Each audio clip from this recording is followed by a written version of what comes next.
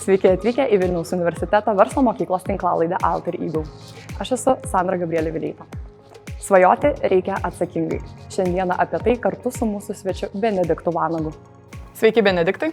Labą dieną. Labai fainai jūs čia matyti, ačiū, kad pas mus atvykot. Neturėjau kito pasirinkimo. Sakėt, gerai mokami kalbėti, ne? Man atrodo, kad kartais tu žiūri, kokią misiją daro žmonės ar organizacijos ir arba pakeliui arba ne. Tikrai taip. Džiaugiuosi, kad mums yra pakeliui ir šiandieną mūsų tinklalaidės tikslas yra aptarti jūsų profesinę kelionę nuo vaikystės iki dabarties ir šiek tiek sužinoti apie jūs kaip ir apie patį žmogų.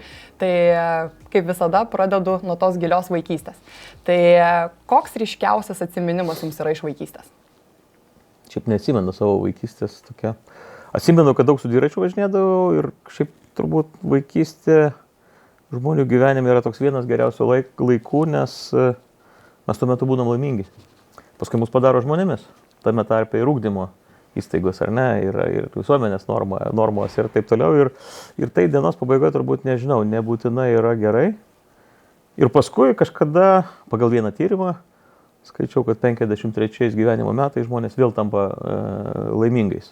53 tai reiškia kai kas anksčiau, kai kas niekada, bet mintis yra tokia. Tai mano ta vaikystė buvo nerūpestinga turbūt, kaip ir daugelio. Ir aš turėjau kūdikystę, vaikystę, paskui turėtų būti paauglystė ir jaunystė. Ir man atrodo, aš paauglystės neturėjau, nes aš toksai, arba labai trumpą paauglystę turėjau, nes iš karto perėjau į jaunystę ir aš pakankamai anksti pradėjau gyventi. Iš 14 metų jau taip toks savistovus pilietis buvau ir man atrodė, kad esu labai užaugęs, bet jau pats gyvenau, pats dėliojau, pats savo sprendimus priiminėjau ir visą kitą. Tai gal pasižiūrėjus, tai truputį juokingai atrodo, bet man tuo metu taip atrodė. O ką reiškia tas savarankiškumas nuo 14 metų?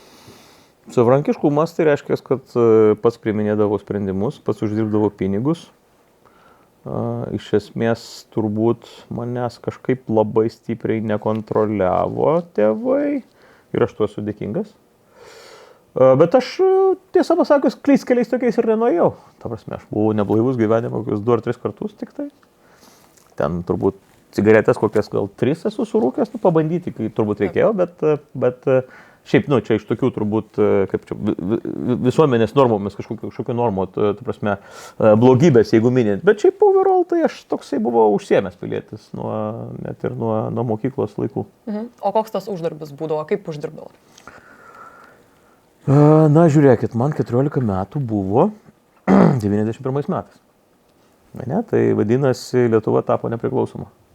Lietuva tapo nepriklausoma, tai reiškia, kad mes iš okupacijos, arba iš planinės ekonomikos perėjome į pasaulį, į Europą, ir pradėjom gyventi visiškai pagal kitus principus. Tai buvo toks vakuumas, kai taisyklės nelabai galioja. Aš jeigu pradėčiau pasakoti, kas tuo metu mums buvo normalu, tai nesuprastų čia šiuolaikinis jaunimas, net negalvotų, kad taip įmanoma.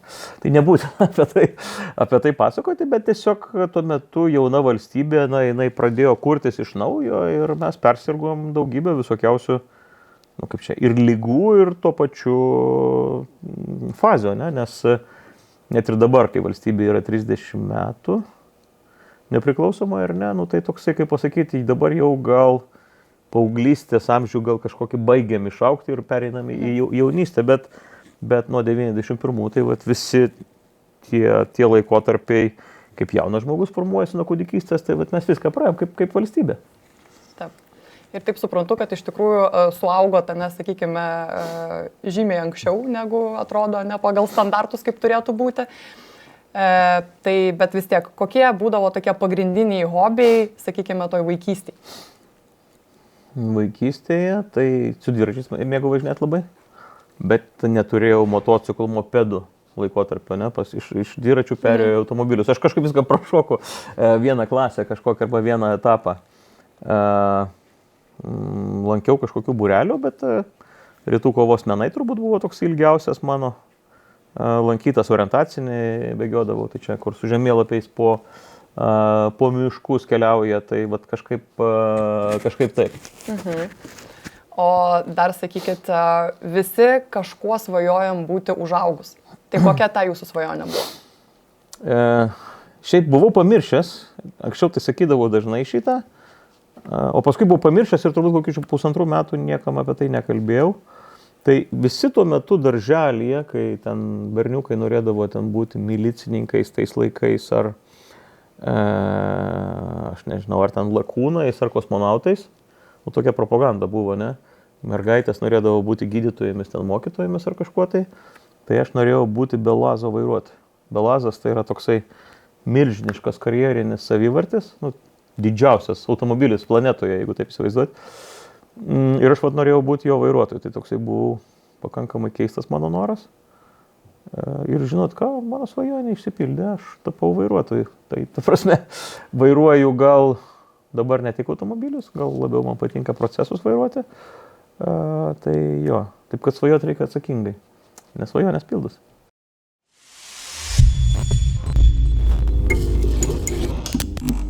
Žinau, kad esat ne tik lenktynininkas, bet pasisakote ir už valstybingumą, ir šaulys esate, ir kariuomeniai taip pat. Tai sakykit, koks tas jūsų veiklų spektras, kiek visko pats apimat? Šiaip, kai prašom mane pristatyti, tai aš sakau, tai vadinkit mane vairuotoju. Ir sako, čia užtenka, sakau, jo, nes jeigu mes žiūrim, kaip kas supranta, tu gali žiūrėti vairuotoją tik tai tą individą, kuris vairuoja automobilį. Taip. Tai yra vairuotojas, bet jeigu pažiūri plačiau, tai yra individas, kuris gali vairuoti procesus, valstybė, aš nežinau, daug dalykų. Tai plačiaja prasme man patinka vairuoti daug reikalų. Ir man atrodo, kad mums čia visai neblogai gaunasi gal kartais tą dalyką daryti. Tai man patinka šita valstybė. Aš manau, kad jinai yra mano. Man toks pojūtis mano. Bet aš suprantu, kad kiekvieno iš mūsų ir jūsų greičiausiai, jeigu jūs galvojate, kad čia jūsų valstybė. Tai mes keliaujam dabar į rinkimus, nežinau, kada čia ta laida išeis, bet nesmė. Tai visi rinkėjai irgi yra vairuotojai, nes jie duoda vienokią ar kitokią kryptį.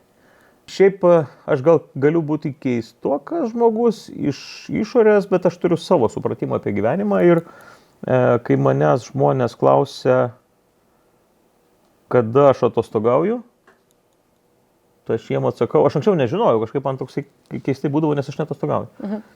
Arba paskutinį kartą atostogos tokios, kaip žmonės supranta, tai pas mane buvo prieš kokių 20 metų. Taip pat, gal daugiau netgi truputėlį. Tai aš jiem atsakau, kad aš nedirbu, nes aš gyvenu. Ne?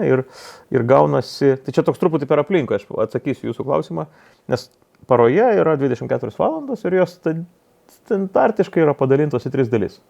8 valandos miego, 8 valandos yra darbo ir 8 valandos yra asmeninio gyvenimo.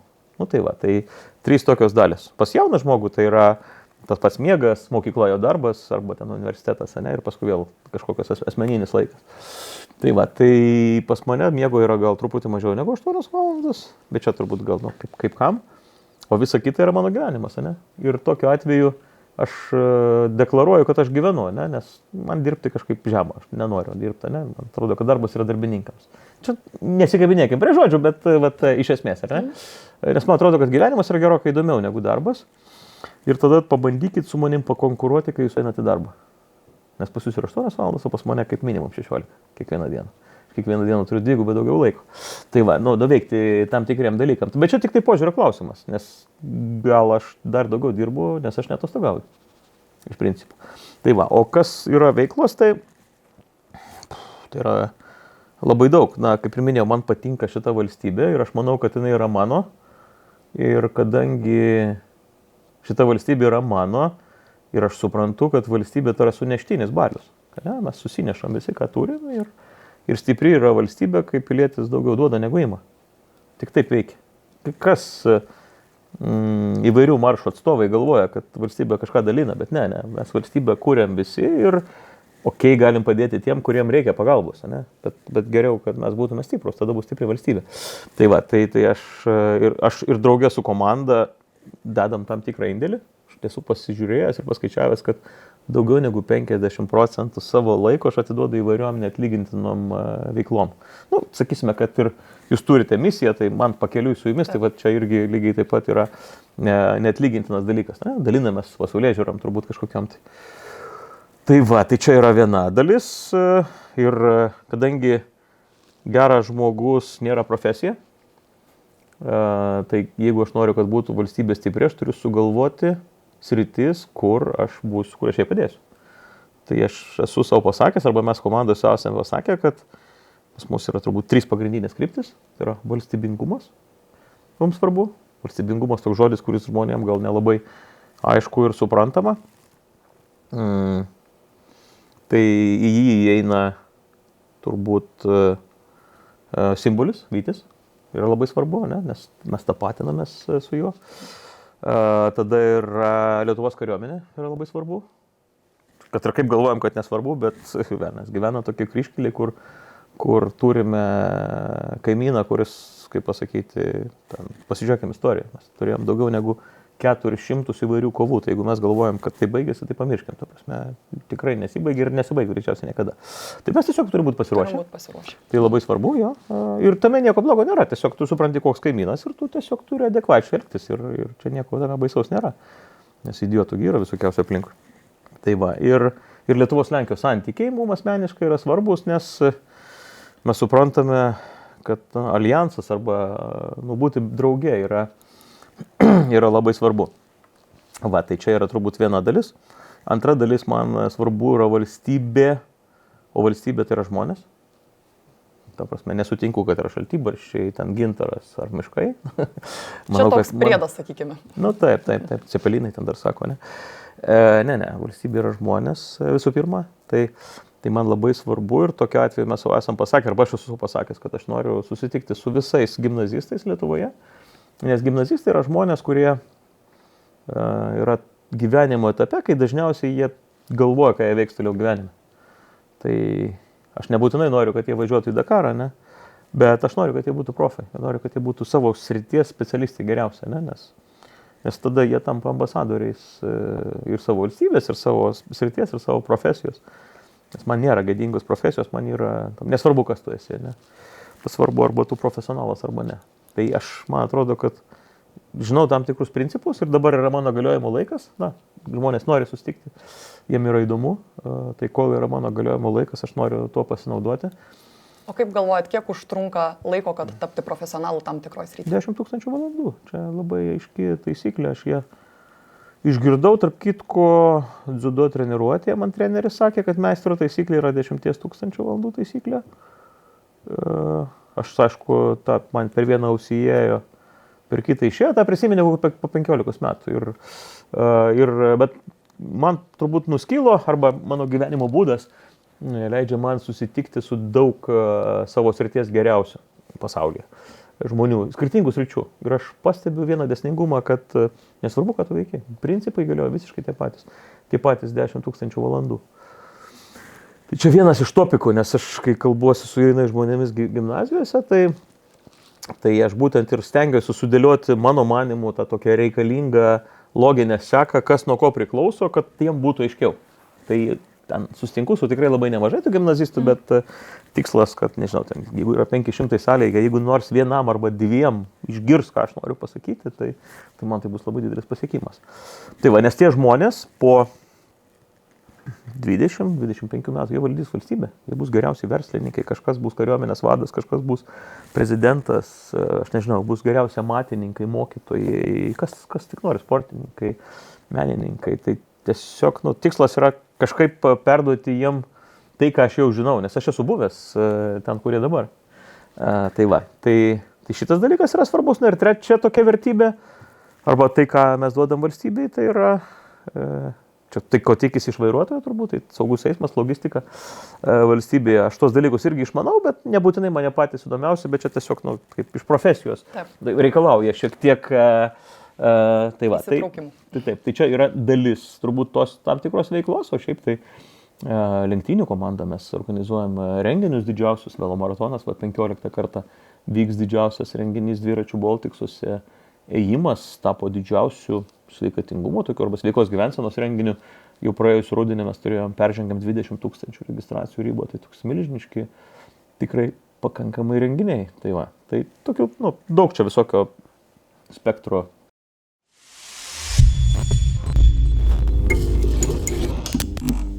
Tai dabar dar norėčiau atsigręžti tą patį Dakarą, kurį jau paminėjot kažkiek.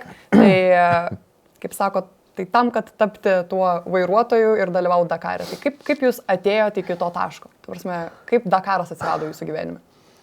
Tai ką mes neigiam kažkada, tai visą tą, jeigu sakai, aš niekada, čia nebūtinai apie Dakarą, bet iš esmės, jeigu sakai niekada, taip, tai žiūrėk, kad...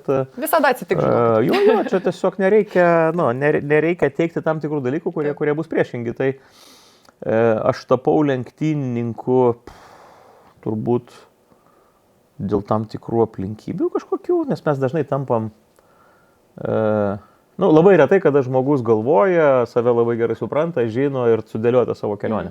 Visgi aš manau, kad artima aplinka, dar kažkas žmonės aplinkui formuoja mus ir mes tampam vienais arba kitais tokių aplinkybių kažkokių dėka. Tai ką aš išmokau, pavyzdžiui, iš tėvų savo, ypatingai turbūt tėvuko, šiuo atveju jisai buvo toksai pakankamai ryškus pavyzdys, jisai, kaip čia pasakyti, jisai jautė didelę aistrą tam, ką darė, ne? Arba jis buvo ypatingai aistringas. Jisai buvo chorvedys. Jisai, manau, kad yra žmogus, kuris labai stipriai pakeitė chorinę kultūrą Lietuvoje. Jis yra kūręs didžiausius chorus Aidas ir Varpas. Ir aš, kai žiūriu dabar savo gyvenimą, aš iš esmės matau visiškai keliauju tą pačią kelionę. Tik kitoj srity. Bet darau visiškai tą patį. Tai jisai išmokė mylėti tai, ką darai. Ne? Tai tikriausiai prieinam prie to, kas yra tas sėkmės ingredientas karjeroje. Žinokit, aš skaičiau tyrimą. Stanfordas ir Oksfordas, nesimenu.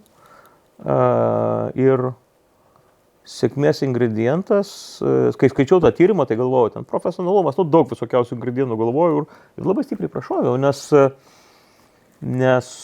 pasirodo, kad 30% sėkmėje, arba visiškai didžiausia dalis sėkmės, 30%, o paskui yra daugybė mažyčių, ten 0,5%, 1%, kažkiek, ne, bet 30% pats didžiausias yra užsispyrimas.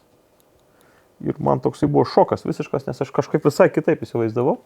Paskui pradėjus galvoti giliau, pasirodė, kad turbūt, kad užsispyrimas yra be galo svarbu, nes užsispyrimas rodo tavo tikėjimą. Arba tavo tikėjimas, yra tavo užsispyrimas, nes nesvarbu, ką tu gyvenime darai, tu turi kelionę ir tos kelionės metu viskas vyra ne pagal planą. Ta prasme, tavęs laukia daugybė visokiausių išbandymų ir niekas nemato kelionės, kurią tu keliauji ir niekas nemato pastangų, mato tik tai rezultatą galutinį. Ir labai dažnai sako, žiūrėkit, jam pasisekė. Ne? Bet sekasi mažai kam. Dažniausiai tai yra pasiekmė labai ilgo, kruopštaus, sunkaus darbo, daugybės klaidų, labai brangių pamokų ir taip toliau. Tai yra iš esmės vienas pagrindinių dalykų ir aš taip labai labai aiškiai tą matau. Ir vėlgi, kai kalbuosiu su gimnazistais, man labai svarbu yra pasakyti, kad tas užsispyrimas yra labai svarbu, nes viena iš mūsų temų yra motyvacija. Ne? Mes kalbam, pavyzdžiui, apie tokius, mes vartojam daug įvairių mandrų žodžių, ar ne? Motyvacija vienas iš jų, bet man atrodo, kad žmonės nežino, ką tai reiškia. Ne? Jis girdėjo, bet jeigu paklausiu, kas yra motyvacija, visi pasako kažkaip kitaip, ne? Savaip, jo. Bet tikslaus apibrėžimo nėra, ne? O aš, pavyzdžiui, apie tai galvoju ir aš turiu kitą žodį, kuriuo galiu padėti šalia motyvacijos ir galiu prašyti lygybės ženklą. Tai reiškia lygiai tą patį. Tai yra tikėjimas. Tai yra tavo motyvacija, ne? Kiek tu tiki, tiek tu motyvuotas. Jeigu tu tikiesi, tokia tavo motyvacija, ne? Nes tikėjimasis reiškia, kad tu turi šalia atbulinį bėgį, kad man gali gal nepavykti ir viskas. Ir tada, jeigu mes kalbame apie užsispyrimą arba pagrindinį ingredientą į sėkmę, tai tavo sėkmė ir tolsta. Tai čia toksai, kaip pasakyti, labai, labai svarbus dalykas. Taip, ir siekiant tos sėkmės ir pats paminėjot, kad labai dažnai susiduriam ir su klaidom padarytom. Tai kokia didžiausia, atrodo, jūsų ta klaida buvo, kurią atsimenat? Aš žinokit, esu padaręs labai, labai daug klaidų ir labai brangių klaidų, bet aš nedaryčiau jų top 3, jų top 5. Nes kažkaip profesorius Bumblauskas dažnai sako 3 pagrindiniai faktai. Jisai gal ir teisus, nes, kaip čia, bando padaryti žmonės struktūrizuotus kažkaip vienai per kitai, bet aš nedėčiau dabar į kažkokias labiausias. Aš tiesiog žinau, kad klaidos yra žiauriai geras dalykas, nes vienintelis dalykas, kuris moko gyvenime mūsų, tai yra mūsų klaidos. Nesutinku su teiginiu tautosakos sakančiu, kad, arba patarlė, kad protingas mokosi iš svetimų klaidų, o kvailys mokosi iš savų. Aš nesu matęs nei vieno tokio protingo žmogaus, kuris mokosi iš kitų klaidų. Ne vien. Tik asmeninė klaida, tik asmeninis grėblys, arba, kaip čia, kotas grėblio į kaktą, suteikia mums gumbą. Gumbas yra labai nemaloni procedūra, ne? Arba pasiekmė, priežastis gumbo. Ir tada jinai mus moko, nes mums skauda, ne, mums nemalonu, mes sumokam kažkokią kainą, tai ar finansinę, ar emocinę, tai man atrodo, kad kai mus moko sistema, visuomenė, mums labai klaidingai sako, kad klaidos yra blogai. Pirmą kartą mes visi jas turim padaryti, nes mes kitaip neišmoksim. Čia kita patarlė ateina, kuri sako, kad už vieną muštą duoda 10 nemuštų, atrodo, ne? Ar ten 9, priklausomai nuo versijos. O kas yra muštas? Muštas yra tas, kuris padaręs klaidų, ne? Tai jisai yra vertingesnis 10 kartų negu tas, kuris klaidų nepadaręs. Tai su tuo aš tikrai sutinku. Taip, kad klaidos yra, šiaip labai geras dalykas, bet kvaila jas kartuoti taip. Klaidos yra skirtingos. Sakau, vienos yra brangios finansiškai, kitos yra brangios emociškai. Tokios turbūt nedovanotinos, tai kaip kas mūsų nenužudo, padaro stipresniais. Tai nedovanotinos yra, kurios nužudo, nes tada mes baigiamės, ne? Arba perinam kažkokį kitą lygį. Ne? Nežinom, kas būna kitam gyvenime, bet tos klaidos yra tokios, iš kurių turbūt nebeišmoksta. Ne? O visos kitos, jos yra, iš visų klaidų mes kažkada juokiamės. Šiaip, net ir labai skaudžių. Ne tai, kad juokiamės, bet galim pasižiūrėti su šypsena arba kitaip truputėlį jas pasižiūrėti. Jos tiesiog būna tuo metu, jo, bet tai daugybė su klaidų, ten tiek investavime, tiek komandoje, tiek renkantis techniką, tiek darbo su žmonėmis principuose, nes komanda tai vis tiek yra, sakysime, vienas tu gali padaryti tam tikrus dalykus, gal ir nemažus, bet didelius dalykus tu padarai vis tiek tik su komanda, vienas negali. Tai daugybė jų yra, aš taip... Sakau, man būtų labai sunku pasakyti, kai aš esu padaręs ten 100 000 klaidų įvairiausių, ne dabar vieną išskirti. Taip. Tai juk Benediktas Vanagas arba bet kas iš mūsų yra toksai suneštinis, daug visko ir nėra vieno dalyko, kuris suformavo labiausiai asmenybę. Tai, žinokit, nepasakysiu. Gerai, bet jeigu netyčia atsiminsite įgoje? Jo, aš galėsiu tada parašyti laišką. Jo, taip.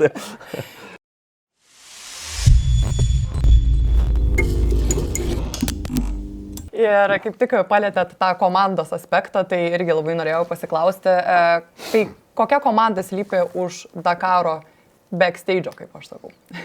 Aš atsimenu vieną buvusį kolegą, kuris, šiaip buvo toks pakankamai genialus pilietis. ir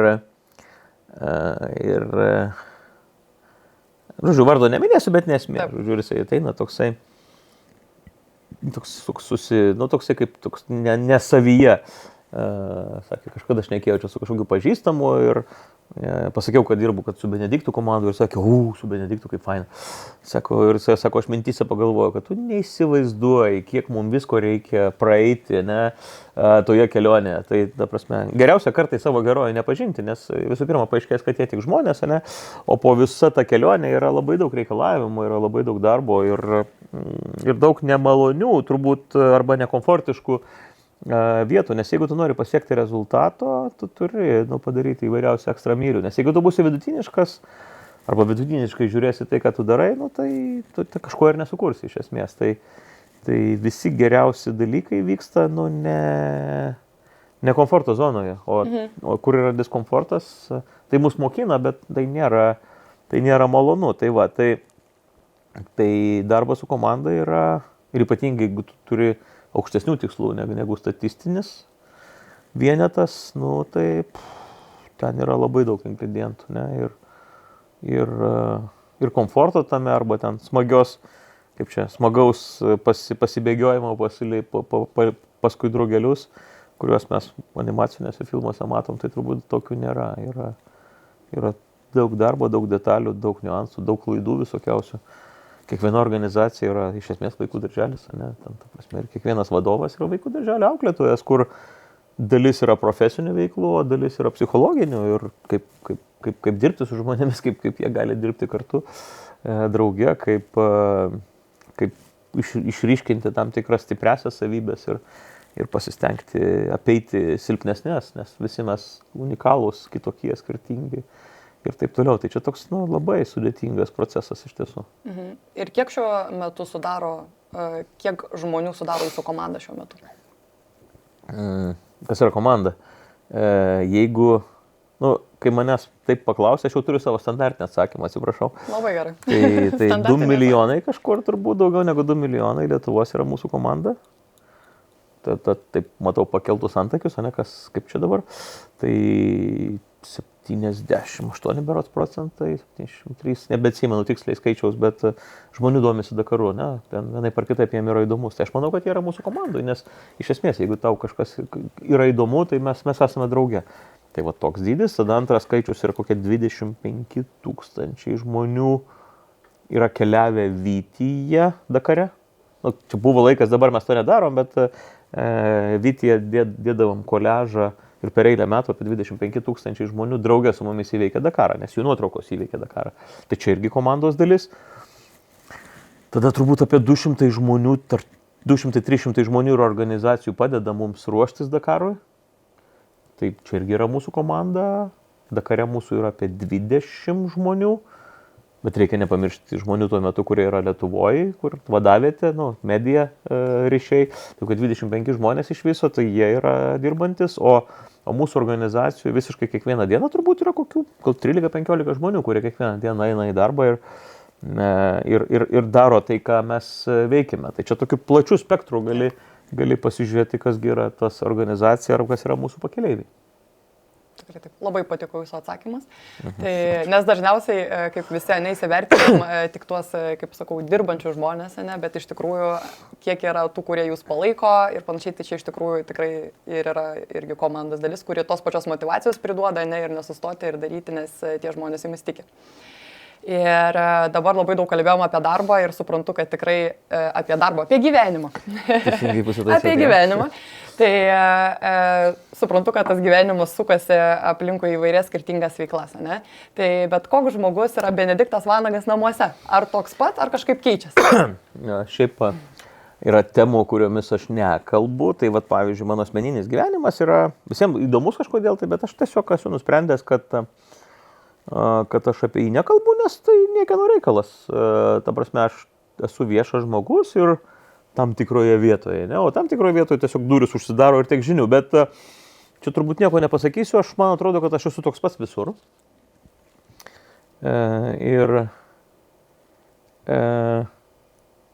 Aš turiu kaukę, nes mes visi turim kažkokią kaukę, ne? Tikrai taip. Bet paradoksalu, kad mano kaukė yra to paties atvaizdo, kaip yra, koks aš esu iš tiesų. Toks nebūtinai visiems paprasta suprasti, kaip čia taip gali būti, ne? Bet pas mane taip veikia. Tai man atrodo, aš labai džiaugiuosi ir man atrodo, kad aš save supratau autentiškumą savo ir jo svarbą. Kai man buvo gal 25, 26, 27 metai, dabar tiksliai gal nepasakysiu. Aš iki to laiko buvau puikus sakytojas žmonėms tai, ką jie nori girdėti. Bet aš kažkada supratau, kad man kažkaip nekomfortiška. Aš žinau ir moku pasakyti, kad žmonės nori girdėti, bet tai nebūtinai yra mano nuomonė, ne? Ir aš tada pradėjau sakyti, kaip aš galvoju. Ir tada buvo toks klešas truputį, nes tada pamačiau, kad yra skirtingos nuomonės, tada jos išsiskiria. Tada tu prarandi draugus, liktai. Ir tada supratau pakeleivio svarbą. Pakeleivio svarba tai reiškia, aš labai dažnai sakau, kad man yra pakeliui su visais, kuriem yra pakeliui su manimi. Ir tada taip kartais matau, kad žmonės susiraukia, kaip čia taip egoistiškai kažkaip kalbi. Bet aš labai taip natūraliai ir nuoširdžiai, nes ir aš esu žmogus, kuris turi savo vertybės, turi savo požiūrį. Ir aš jas turiu, ar ne? Ir man yra pakeliui su panašiai mąstančiai žmonėms. Nes mes esame pakeleiviai. Nes jeigu tau reikia eiti ten, o man reikia eiti ten, mūsų yra skirtingi keliai. aš nežinau, kuris kelias yra geras ir nesiimu spręsti, ne? Tiesiog turiu savo, ne? Nes jeigu mes žiūrim 2 dimensijų lygyje, tai mes turime, sakysime, 360 laipsnių arba 360 skirtingų krypčių, į kurią pusę mes galim keliauti. Tai man atrodo, kad yra labai svarbu suprasti, kas tu esi. Tada yra labai svarbu pradėti keliauti savo keliu ir elgtis taip pat, kaip tu keliausi tuo keliu. Tada yra labai svarbu surasti pakeleivius, o tai juos tu gali surasti ir tik kai tu save supranti ir kai tu žinai, kur tu eini. Vat, ir tai yra tokia kelionė, kuri trumpuoju periodu tai tokia nebūtinai komfortiška, bet ilguoju periodu jinai yra puikiai veikianti, nes tai yra pats geriausias dalykas. Tai va tas išsigryninimas savęs ir tas tiesos sakymas. Aš dažnai juokauju, sakau, kad aš sakau tiesą dėl to, kad aš prastą atmintį turiu, tai neįmanoma atsiminti visko, jeigu sakysi ne taip, kaip galvoji. Ne? Ir tada pradėjau sakyti taip, kaip galvoju, tai dalis gal pasikeitė aplinkos šalia manęs, bet tai yra pats geriausias dalykas, kuris nutiko, nes aš dažnu atveju turiu pakeleivius. O pakeleiviai yra didelis dalykas. Tai man atrodo, kad kiekvienam svarbu apie tai gal pagalvoti ir keliauti ten savo linkme. Bet čia vėlgi tikriausiai iš kažkokių asmeninių klaidų visko išmokstam, mane ir žiūrim, nes atrodo, liktais tai, ką sakot, yra teisinga ir protinga. Tai, bet tikriausiai vėlgi einant per tą savo kelią, tik pats ir atrandi. Matot, gyvenime yra toksai principas, kad išgirsti, suvokti ir įgyvendinti yra sampratos, pagal loginę seką, išgirdau, supratau, įgyvendinau.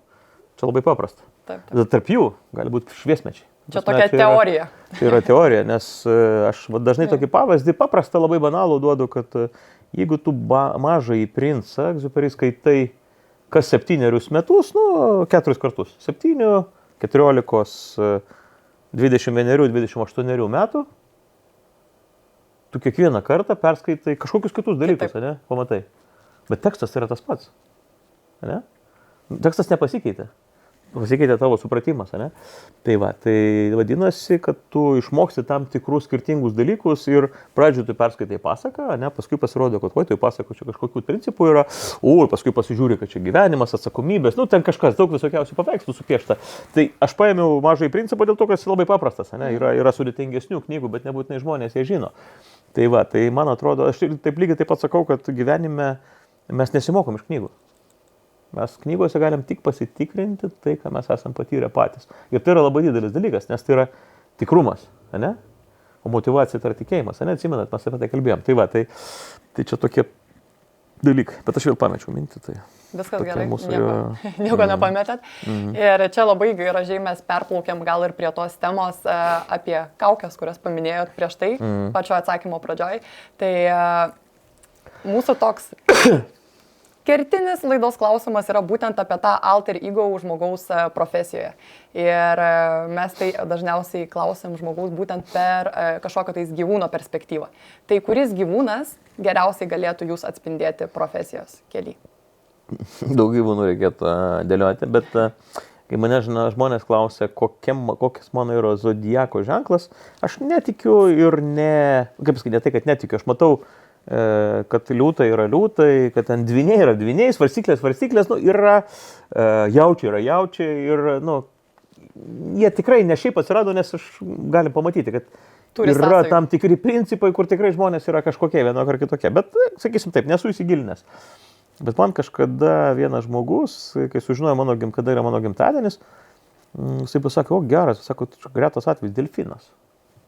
Man buvo labai keista, nes aš paskui pradėjau kažkaip googlintis ir ten taip reikėjo paieškoti informacijos. Pasirodo, kovo mėnesį šiaip yra žuvis, bet yra keletą dienų, kada būna delfinai. Ten pagal tą mokslą, ar ten, nežinau kaip pavadinsi, žodžiu, zodiako ženklų šitą visą reikalą. Tai aš nežinau, gal delfinas, jisai toksai iš vienos pusės žuvis, bet iš kitos pusės žinduolis, ne? Tai toks truputį kitoks reikalas, tai aš nežinau, man atrodo, aš iš kitos planetos truputį esu, tai čia šioje planetoje tokio gyvūnų nėra. Dar kol kas nėra sukurta. Jo, dar kol kas nėra sukurta. Jo. O dar Benediktai gal toksai paskutinis klausimas, tai koks būtų jūsų patarimas tiem jauniem žmonėm, kurie dar tik galimai ieško savęs, ne, iš jūsų perspektyvos? Pas nedėkingiausias reikalas yra dalinimas turbūt patarimų visokiausių, bet man atrodo, kad daryti klaidas yra vienas iš geriausių dalykų gyvenime. Labai svarbu yra, kas vyksta po to, ne? Tai mes turim daryti klaidas, bet mes turim darydami klaidas nepamiršti dviejų dalykų.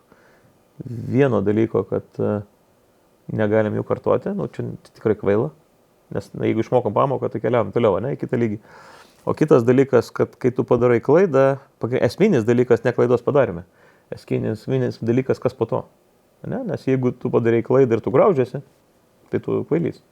Nes tu padarai klaidą, vadinasi, tau yra blogai ir tu dar toliau griauni save. Tai tu turi tokiu atveju iš klaidos mokytis, ne? Tu vadinasi, turi iš jos pasiimti tą pyktį, analizę ir tapti geresniu, kitaip tariant, žinoti, kaip atsitiko ir kai tu žinai, kaip atsitiko, tu nebebijai, nes tau reikia tik nebekartoti to paties, ne padaryti kažkaip kitaip. Gal tai bus kita klaida, bet nesmė, tu bent jau šitos nebepakartosi. Tai man atrodo, kad klaidų darimas yra netoks blogas dalykas, kaip mums gali atrodyti, tai siūlau daryti. Čia vienas dalykas, o kitas yra, kad svajoti reikia atsakingai, nes svajonės pildosi. Paprastai aš tokį palinkėjimą dažnai rašau, jeigu matau, kad akise žmogus supras, kas tai yra, pridedu prie svajokite atsakingai, svajonės pildosi. Tai ir tada parašau paaiškinimo pačioje, kad nepamirškite, kad viskas visada turi savo kainą. Ne? Mes galim padaryti, ką tik tai norim gyvenime. Tikrai nėra ribų, ribos yra tik mūsų galvoje. Bet kad tu sumokėsi už tai, tu tikrai taip. Ne? Ir čia ne apie pinigus aš kalbu. Taip. Pinigai yra trečio lygio, turbūt kažkokia ta energija, bet emocionaliai, fiziškai tu tikrai turėsi labai daug padaryti darbo, kad tai pasiektum. Tai dėl to reikia svajoti atsakingai. O visa kita tai tik gyvenimas ir nieko daugiau. Ačiū Benediktai už tokį nuoširdų pokalbį. Man labai patinka tokie pokalbiai, tai labai džiaugiuosi, kad buvot kartu ir pasidalino savo istoriją. Ačiū Jums.